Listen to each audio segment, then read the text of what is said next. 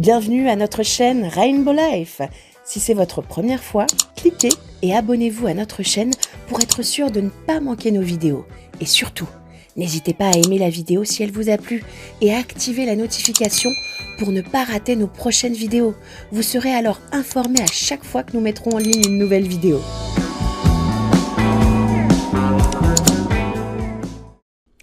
Bonjour tout le monde et bienvenue dans le Morning Booster. J'ai encore le plaisir de vous retrouver. Connaissez-vous ce dicton ? Entre ce que je pense, ce que je veux dire, ce que je crois dire, ce que je dis, ce que vous voulez entendre, ce que vous entendez, ce que vous croyez comprendre, ce que vous voulez comprendre et ce que vous comprenez, il y a au moins 9 possibilités de ne pas se comprendre. Imaginez. Vous avez compris ce que je vous ai dit ? Vous savez, on entend souvent dire que la clé de la réussite, c'est la communication. Et pourtant, dans les échanges avec les autres, on observe régulièrement des incompréhensions, des malentendus, des quiproquos qui provoquent régulièrement des polémiques, des disputes, voire des bagarres. Vous savez, certains se disent incompris, d'autres ne parviennent pas à se faire comprendre et peuvent même devenir hostiles, voire rebelles. Entre ce que l'on dit, ce que l'on croit avoir dit, ce que l'autre entend et ce que l'autre comprend, il y aurait, selon certaines études, 80% de déperdition du sens du message. Vous vous rendez compte ? Autant vous dire que la communication, c'est pas si facile que ça. Eh bien, toutes ces incompréhensions peuvent être en partie résolues grâce à une chose. C'est notre sujet d'aujourd'hui et c'est ce qu'on appelle l'écoute active. L'écoute active, c'est une technique de communication qui vise en fait à vous assurer que vous avez bien compris le message de votre interlocuteur. Ce concept, c'est un levier super puissant, utile dans beaucoup de circonstances, tant au niveau familial que professionnel ou dans toutes les relations que vous pouvez avoir avec les autres. Il va être utile pour la gestion de conflits, il va être utile pour le développement de son leadership, il va être utile pour influencer positivement ou alors même pour inspirer et plein d'autres choses. En fait, cette technique va permettre de créer un climat de confiance et également de faciliter la libre expression de votre interlocuteur. En tant que pratiquant, il s'agit d'avoir une écoute bienveillante envers son interlocuteur afin d'obtenir une interaction parfaite. Concrètement, à quoi ça consiste et comment vous pouvez la mettre en pratique ? Eh bien, premièrement, instaurez un climat de confiance. Soyez le plus attentif possible à votre interlocuteur, mais sincèrement attentif. Ne faites pas semblant d'écouter. Soyez vraiment à l'écoute et présent. Mettez-le à l'aise en communiquant de la même manière que lui. Est-ce qu'il a un ton fort ? Est-ce qu'il a un ton énergique ? Est-ce qu'il est plutôt doux, au ralenti ?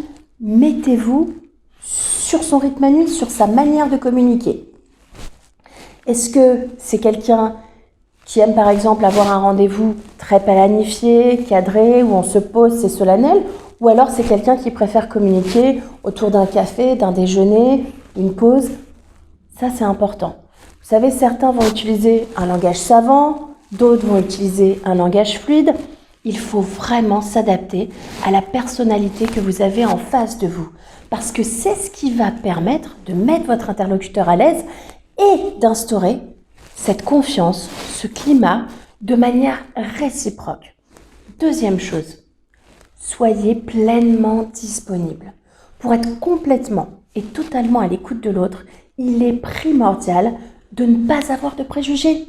Peu importe le passé, peu importe les rancunes, peu importe les altercations, peu importe tout ce que vous avez vécu, n'ayez pas de préjugés. Ne pensez pas à ce qui a pu se passer avant. Et surtout, n'attendez rien de cette rencontre, de cet échange, de cette discussion. Pourquoi ?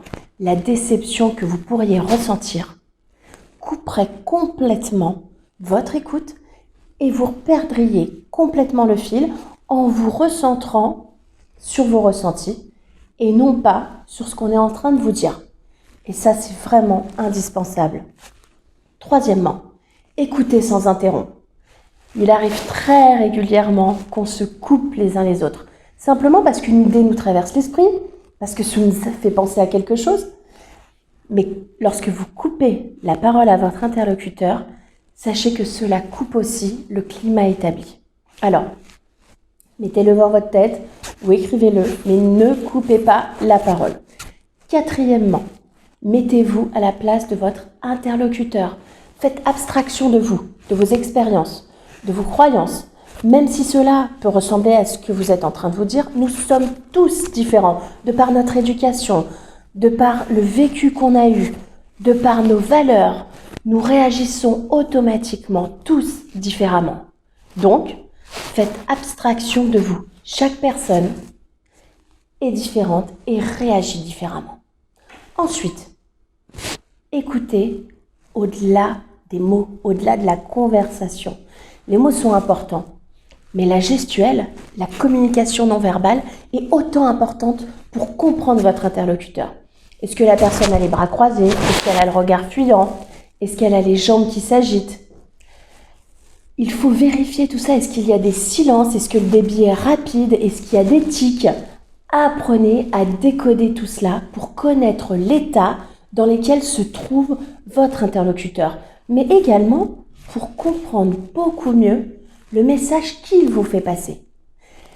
Et une autre étape importante, c'est de reformuler. Redites avec vos mots ce que la personne vous a expliqué. Quelle importance?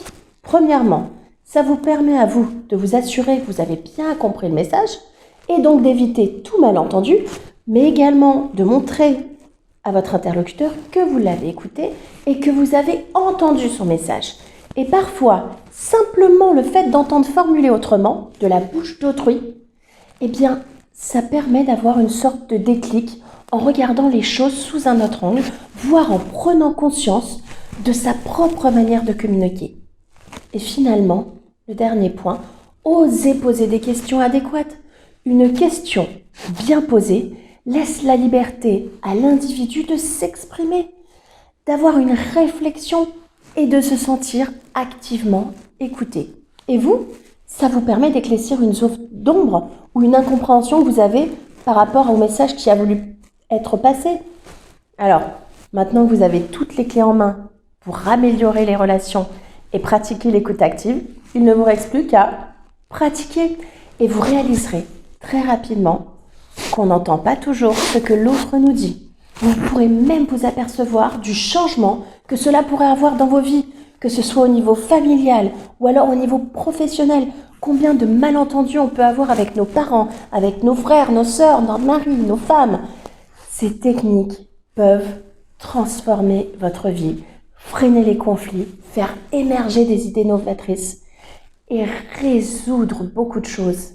Alors, bonne pratique à tous et bonne écoute active à tous. À bientôt!